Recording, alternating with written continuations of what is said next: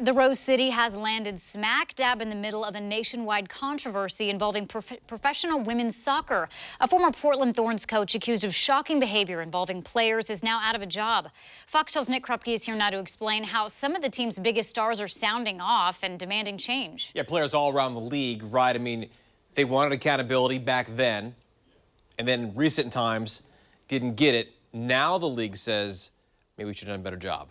So real change happens in real time. We saw that across the National Women's Soccer League today as one-time Portland Thorns head coach Paul Riley was fired from North Carolina after some powerful statements from former Thorns players who showed a ton of courage.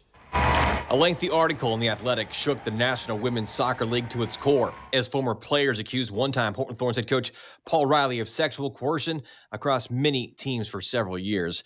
The report shared stories from more than a dozen former players of Riley's, including ex-Thorns Mana Shim and Sinead Farley, who he coached in Portland in 2015. The two told The Athletic that Riley, who was then married, invited them to his apartment to drink and told Shim and Farley if they kissed while he watched, the team would get an easier practice the next day. The two also say Riley texted an appalling and unsolicited photo and continued a pattern of abusive behavior. After that season, Shim filed a complaint against Riley with the Thorns front office. The team conducted an investigation, then put Riley on leave before cutting him loose. Owner Merritt Paulson told The Athletic the 2015 probe revealed violations of team policy, and that factored into the decision. Paulson said, quote, everything was shared with the league, but the NWSL turned a blind eye and allowed Riley to keep coaching several more teams over the past 6 years, winning championships along the way in North Carolina. Many other players on different teams told The Athletic that his behavior continued and nothing was done until his current club fired him this afternoon.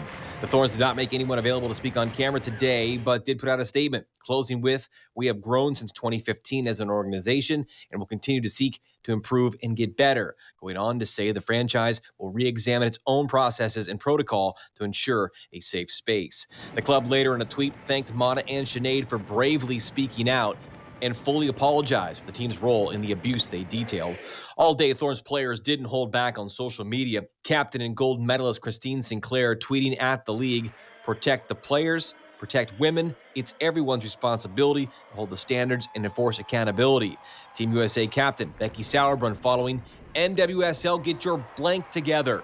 We've been doing this for almost a decade now. To be where we are today is unacceptable. And star Megan Klingenberg posted a letter titled, We Deserve Better. It is enraging the NWSL knew about this abuse and allowed the abuser to be rehired.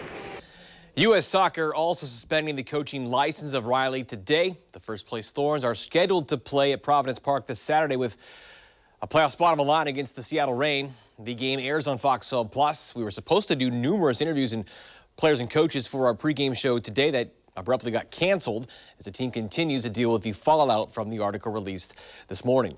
In studio, Nick Krupke, Fox 12 Oregon.